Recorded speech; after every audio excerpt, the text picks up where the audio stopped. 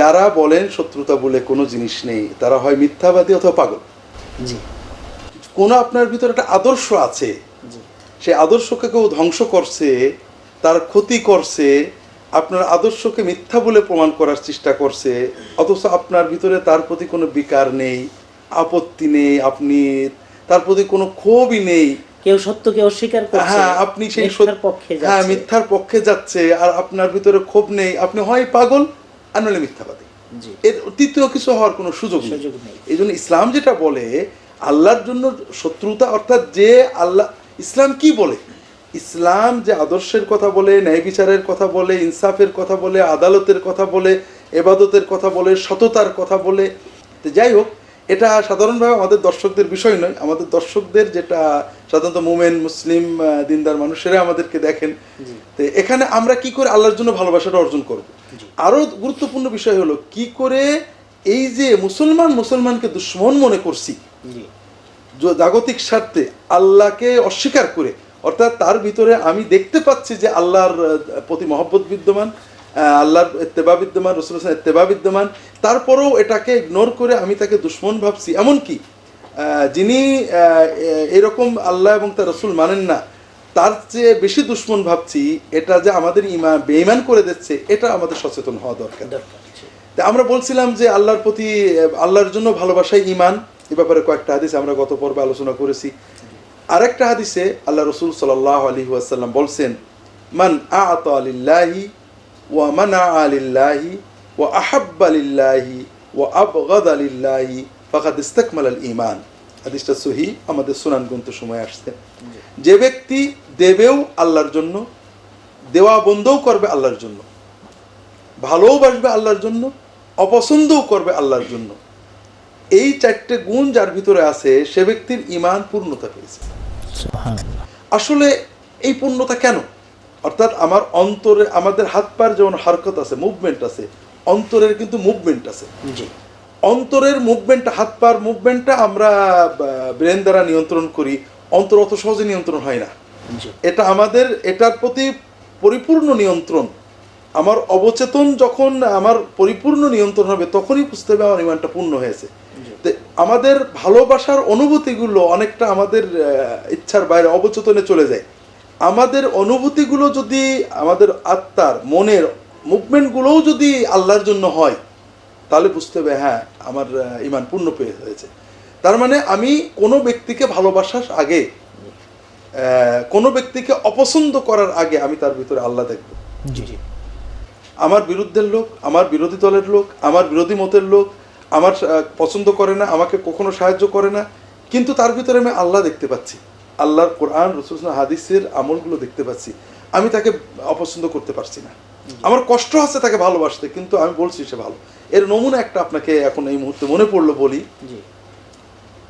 সহিহ মুসলিমের হাদিস, আব্দুর রহমান ইবনে শাম্মাস বা এরকম কেউ তাবেঈ, তিনি মিশর থেকে মদিনায় এসেছেন, আয়েশা রাদিয়াল্লাহু তাআলা আনহার সাথে দেখা করেছেন। আয়েশা রাদিয়াল্লাহু তাআলা বলছেন, তুমি কোথা থেকে আসছো? বলে আমি মিশর থেকে। তো তোমাদের গভর্নর কি অবস্থা? তার গভর্নর ছিলেন মানে আলী রাদিয়াল্লাহু তাআলার বিরুদ্ধে, এবং রাজনৈতিক শত্রুতা ছিল মুআবিয়া রাদিয়াল্লাহু তাআলার পক্ষে। উনি হযরত আয়েশা জিজ্ঞেস করলেন যে তোমাদের গভর্নর কেমন? বলে যে খুব ভালো, আমাদের গভর্নর খুব ভালো, সে যে কোনো অসহায় লোকের পাশে দাঁড়ায়, বিপদ আপদে সাহায্য করে, ইনসাফ কায়েম করে, ইত্যাদি কিছু প্রশংসা করল। তখন আয়েশা রাদিয়াল্লাহু বলেন, মা ইয়ামনাউনি আন্নাহু মা কাদ ফাআলা বি আখি আব্দুর রহমান ফাআলা। ওই গভর্নর আমার ভাই আব্দুর রহমানকে কতল করেছে। লক্ষ্য করুন, আপন ভাই, সহোদর ভাই আব্দুর রহমানকে কতল করেছে ওই গভর্নর, মিশরের গভর্নর আব্দুর রহমান আলীর পক্ষে ছিলেন রাদিয়াল্লাহু তাআলা আনহু আজমাইন। রাজনৈতিক মতভেদের কারণে, রাজনৈতিক শত্রুতার কারণে যুদ্ধে আব্দুর রহমানকে হত্যা করেছে ওই গভর্নর। আমার উম্মতের যদি কেউ দায়িত্ব নেয়, গভর্নর হয়, দায়িত্বশীল হয়, যে কোনো পর্যায়ের, আমার উম্মতের জন্য কষ্ট দেয়, জনগণকে কষ্ট দেয়, জনগণের জন্য কঠিন কঠিন আইন বানায়, কঠিন কঠিন সমস্যা তৈরি করে, জনগণকে সাহায্য না করে, আল্লাহ তুমি তার জন্য সব কিছু কঠিন করে দাও। আর যদি তার অধীন জনগণের প্রতি সে মমতা দেখায়, তাদের সাহায্য করে, ইনসাফ প্রতিষ্ঠা করে, আল্লাহ তার জন্য তুমি দয়া করো, তাকে তুমি মায়া করো, মহব্বত করো। তো এই দোয়া বিশ্বাস, দেখেন এখানে সাহাবীদের ইমানের অবস্থা দেখেন, জি ভাইকে হত্যা করেছে কিন্তু সে যেহেতু রাসূলুল্লাহ সাল্লাল্লাহু আলাইহি ওয়াসাল্লামের নির্দেশিত বড় নেকামলে লিপ্ত, কাজে তার পক্ষে দোয়া করতে তিনি কার্পণ্য করেননি। সুবহানাল্লাহ। তো উদার এটাই এর নাম হলো আল্লাহর জন্য ভালোবাসা। এই ভালোবাসা হলেই ইমানের মজাটা পাওয়া যায়। তো এই জন্য আমরা যদি এই মানের ভালোবাসা অর্জন করতে না পারি তো ইমান আর মজা আমরা পাবো না।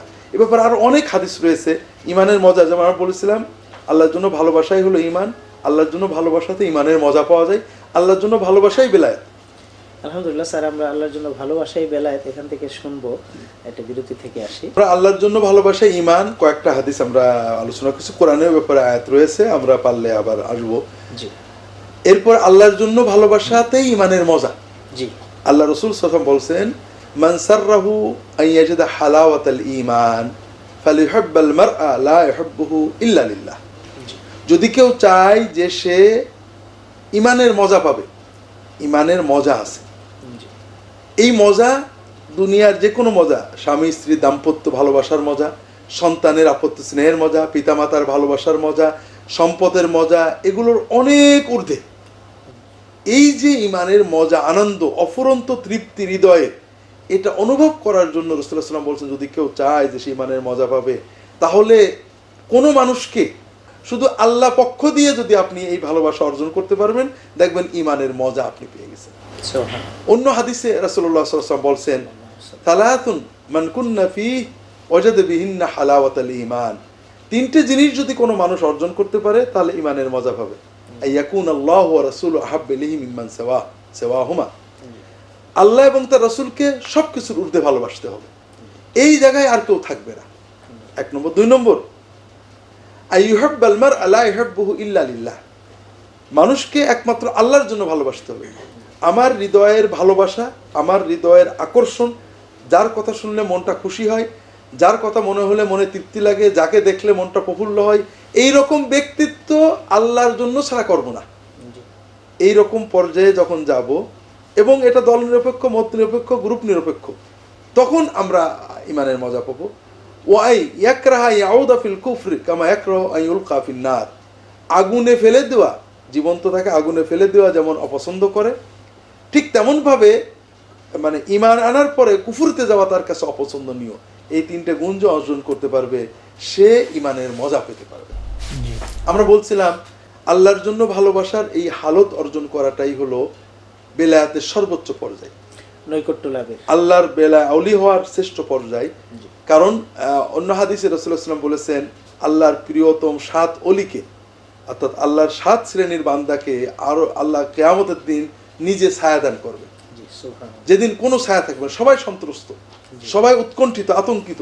তারা আতঙ্কিত হবেন না। তাদের প্রথম গ্রুপ হলেন যারা ইনসাফ ভিত্তিক চলেন, পরিবার, ব্যক্তি, সমাজ, রাষ্ট্রে প্রত্যেককে হক আদায় করেন, ইনসাফ করেন। দ্বিতীয় ব্যক্তি যৌবন বয়সে যারা ইবাদত করেন। তৃতীয় ব্যক্তি যারা মসজিদকে ভালোবাসেন। চতুর্থ ব্যক্তি যারা আল্লাহর জন্য ভালোবাসেন। এগুলো সবই কিন্তু বেলায়েতের সর্বোচ্চ মান। কারণ আপনি নামাজ পড়েন, ভালো কথা, রোজা রাখেন, কঠিন কষ্টের কথা, কিন্তু আপনি সকল স্বার্থ বিসর্জন দিয়ে মানুষের অধিকার আদায় করবেন, ইনসাফ কায়েম করবেন, কোনো পক্ষপাতিত্ব করবেন না, এটা কিন্তু কঠিন ব্যাপার। আর এটা ইমানের সর্বোচ্চ পর্যায়ে।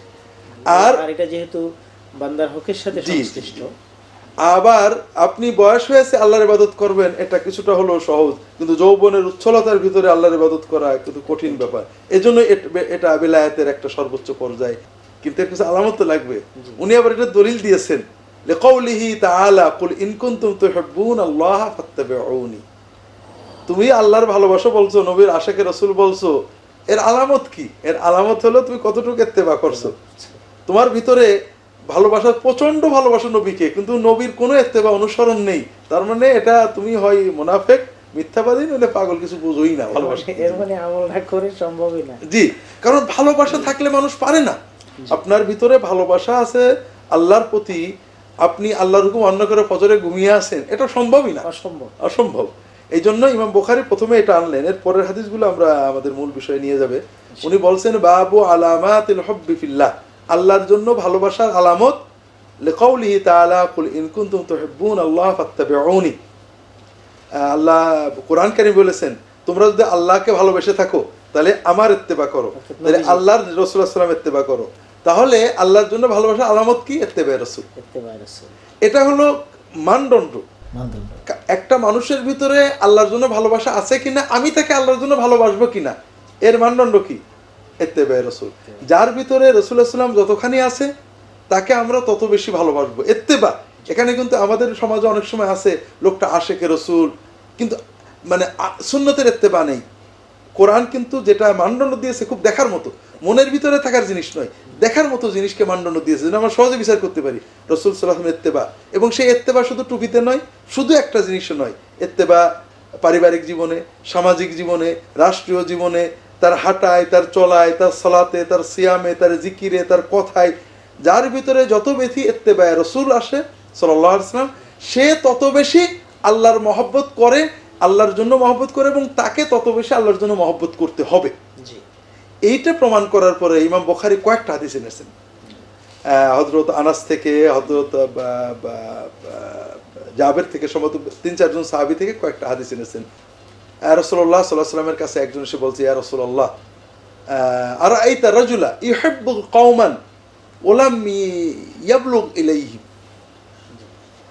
একজন মানুষ কিছু মানুষকে মহব্বত করে কিন্তু তাদের মতো আমল করতে পারছে না, তাদের সে কম আমল করে।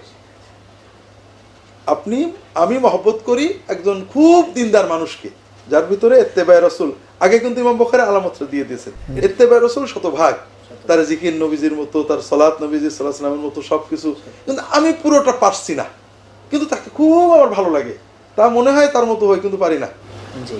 কিন্তু কেউ যদি সত্যিকারের এই মানদণ্ড ঠিক রেখে, আল্লাহর জন্য ভালোবাসার মানদণ্ড যে ইত্তেবা রাসূল সাল্লাল্লাহু আলাইহি ওয়াসাল্লাম, এই মানদণ্ডটা ঠিক রেখে কেউ যদি এইরকম ভালোবাসতে পারে, কোনো দলমত বুঝি না, যার ভিতরে যতটুকু আল্লাহর দিন পায়। একজন মানুষকে দেখি খুব সুন্দর কোরআন পড়ে, এত কোরআন সুন্দর পড়ে, নবী সাল্লাল্লাহু আলাইহি ওয়াসাল্লামের সুন্নত মতো, আমি পারি না, আমি তাকে ভালোবাসি, আল্লাহ লোকটা এত সুন্দর কোরআন পড়ে, আমি ওকে ভালোবাসি, ঠিক জিকির করে, ঠিক ওয়াজ দাওয়াত দেয় সুন্নত মোতাবেক মানুষের আল্লাহর পথে, আমি পারছি না, আল্লাহর পথে ব্যয় করে আমি পারছি না, তার ভিতরে ইত্তেবা রাসূল অনেক বেশি, আমি ওই পর্যায়ে যেতে পারছি না, কিন্তু আমি ভালোবাসি, খুব ভালোবাসি, শুধু এই জন্য ভালোবাসি যে লোকটা সত্যিই আল্লাহওয়ালা, বাহ্যিকভাবে আমরা দেখছি তার ভিতরে আল্লাহর দিন রয়েছে, এবং তাকে বাস্তবে আল্লাহওয়ালা হতে হবে এটা জরুরি না। আমরা বোধহয় গত বিগত আলোচনা করছি যে আমি শুধু বাইরের আলামতগুলো দেখবো, ভিতরে কি আছে এটা আমার দেখার দরকার নেই। এই মানের ভালোবাসা যদি আমরা অর্জন করতে পারি, তাহলে আমি কম আমল করে তার মতো অত ইত্তেবা না করে আমি জান্নাতে ওদের সাথে থাকতে পারবো। সুবহানাল্লাহ। এই 3টে হাদিস ইমাম বুখারী 3 জন সাহাবী থেকে পৃথক সনদে এনেছেন। তাহলে আমরা বুঝলাম যে আল্লাহর জন্য ভালোবাসার আলামত, আমি তাদেরকে আমার নিজের খাস সৃষ্টি ছায়া বা আরশের ছায়ায় আশ্রয় দিয়ে দেব। এটা খুব বড় মর্যাদা। অন্য হাদিসে রাসূলুল্লাহ সাল্লাল্লাহু আলাইহি ওয়াসাল্লাম ওয়াজাবাত মাহাব্বাতি, আল্লাহ তাআলা বলেছেন ওয়াজাবাত মাহাব্বাতি লিল মুতাহাব্বিনা ফিয়া ওয়াল মুতাজাওয়িরিনা ফিয়া ওয়াল মুতাবাযিলিনা ফিয়া। যারা একে অপরকে আল্লাহর জন্য ভালোবাসে, যারা একে অপরে আল্লাহর জন্য ভালোবাসা নিয়ে সাক্ষাৎ করে, আল্লাহর জন্য ভালোবাসা নিয়ে দেখা করে, আল্লাহর জন্য ভালোবাসা নিয়ে, হ্যাঁ, আল্লাহর জন্য একে অপরকে ভালোবাসে, একে অপরের দেখা করে, কিছুদিন পর যায়, ভাই কয়েকদিন দেখানো ভালো আছেন তো, শুধু আল্লাহর জন্য, দুনিয়ার কিচ্ছু নেই, দল নেই, মত নেই, মাযহাব নেই, কিচ্ছু নেই, শুধু আল্লাহর জন্য ভালোবাসে, সালাম দেয়, চলে আসে। এদের জন্য আল্লাহর মহব্বত ওয়াজিব হয়ে যাবে। সুবহানাল্লাহ। আপনার সাথে দেখা হলো, দোয়া চেয়েছি, কিন্তু দোয়া চাওয়ার জন্য একজনের কাছে দেখা করতে গেছে, হেঁটেছে, পয়সা ব্যয় করেছে, 5 কিলো 10 কিলো 500 কিলো, এর ভিতরে 1 পয়সার কোনো সওয়াব নেই, এবং এতে কোনো এর পেছনে ব্যয় করেছে, দোয়া চাওয়ার জন্য 200 500 1000 টাকা দিয়েছে, এতে 1 পয়সার কোনো সওয়াব নেই। আল্লাহর জন্য মহব্বতে হাদিয়া দিলে সেটা ভিন্ন কথা। কিন্তু এই ব্যক্তি যদি এই ভুলটা না করে একজন আলেমের কাছে যেত, যে মনটা খারাপ লাগতে, কষ্ট, হুজুর নেককার মানুষ, ওনাকে আল্লাহর জন্য ভালোবাসি, যে একটু বসি, হুজুর সাথে কয়টা দিনের কথা শুনলে মনটা ভালো হবে। দুটো কারণে সফর করলে, বেড়াতে গেলে, দেখা করতে গেলে অফুরন্ত সওয়াব। একটা হলো কিছুই না, শুধু আল্লাহর জন্য ভালোবাসা, যে লোকটাকে আল্লাহর জন্য যায়, ওনার কাছে বসে থাকলে মনের শান্তি, তিনি নবীজির ইত্তেবা করেন বেশি, আল্লাহকে ভালোবাসেন, একটু দেখে সালাম দিয়ে আসি, একটু কথা বলে আসি, এইজন্য আমি ভালোবাসি। জি, তিনি আর নবীজির ইত্তেবা করেন বেশি, আমি তাকে ভালোবাসি, মনটা খারাপ লাগছে, যায় ওনার কাছে সালাম দিয়ে আসি, আল্লাহ খুশি হবেন। এই জন্য যখন যাব আল্লাহ রাসূল কি বলছেন, ওয়াজাবাত মাহাব্বাতি লিল মুতাজাওয়িরিনা ফিয়া ওয়াল মুতাবাদিলিনা, যারা আমার জন্য একেবারে দেখা করে এবং আমার জন্য একেবারে ব্যয় করে, তারা আরশের ছায়ায় তো ছায়া পাবে এবং আমার মহব্বত তাদের জন্য পাওনা হয়ে যাবে। সুবহানাল্লাহ। অথবা যদি ইলম শিখতে যেত, যে আমার একটা মসলা, একটা জিকির শিখবো, একটা ওজিফা শিখবো, একটা মসলা শিখবো, তাহলে আল্লাহ রাসূল বলছেন যদি কেউ কোনো একটা সামান্য একটা ইলম শিখতো, পথ চলে, বেরিয়ে পড়ে, পথে যতক্ষণ চলে জিহাদের সওয়াব পায় এবং পুরো সময়টাই তার জিহাদের সওয়াব হিসেবে আমলনামায় লেখা হয়ে যায়। জি, এবং তার জন্য জান্নাতের পথ সহজ হয়ে যায়। তো এজন্য আমরা দর্শকদের অনুরোধ করব, এই যে দোয়া চাওয়ার জন্য বারংবার যাওয়া, আমরা নিয়তটা আল্লাহর জন্য মহব্বতের করি অথবা কিছু শিখতে যাই, দোয়া তো আমরা নিজেরাই আল্লাহর জন্য করি, আল্লাহর কাছে চাই, এরপরে আল্লাহর মহব্বত নিয়ে যাওয়ার পরে দোয়া চাইতে অসুবিধা নেই। আমরা গেছি আল্লাহর জন্য, যাওয়ার পরে কথার প্রসঙ্গে দোয়া চেয়েছি, এটাতে কোনো সমস্যা ছিল না। কিন্তু আমরা অনেক বড় নিয়ামত সব থেকে বঞ্চিত হয়ে যাচ্ছি, মানে আল্লাহর জন্য ভালোবাসাটা বুঝিই না আমরা। আল্লাহ সবাইকে তৌফিক দান করুন। আলহামদুলিল্লাহ স্যার, চমৎকার ভাবে আপনি পর্বে এখানে এসে শেষ করলেন। আমাদের আরো অনেক কিছু শুনবার আগ্রহ আছে এবং আমরা শুনতে চাই এই বিষয়টি নিয়ে। তো স্যার, কষ্ট করে আমাদের স্টুডিওতে আজকে সময় দিয়েছেন, আল্লাহ তাআলা আপনাকে জাযায়ে খায়র দান করুন। বারাকাল্লাহু ফিক। সুপ্রিয় দর্শক, দেখছিলেন সুন্নাহর আলোকে মুমিন জীবন অনুষ্ঠানটি। অনুষ্ঠানটি পরিবেশিত হচ্ছে পুতুল প্রপার্টিজ লিমিটেডের সৌজন্যে। দর্শক, আমাদের অনুষ্ঠান দেখতে থাকুন প্রতি মঙ্গলবার রাত 8:30টায়। আমাদের ওয়েবসাইট ভিজিট করুন www.as-sunnahtrust.com। দর্শক, সুন্নাহর আলোকে মুমিন জীবন অনুষ্ঠানের এই পর্বগুলো দেখবার জন্য আহ্বান জানাচ্ছি। আগামী 3য় পর্ব আল্লাহর জন্য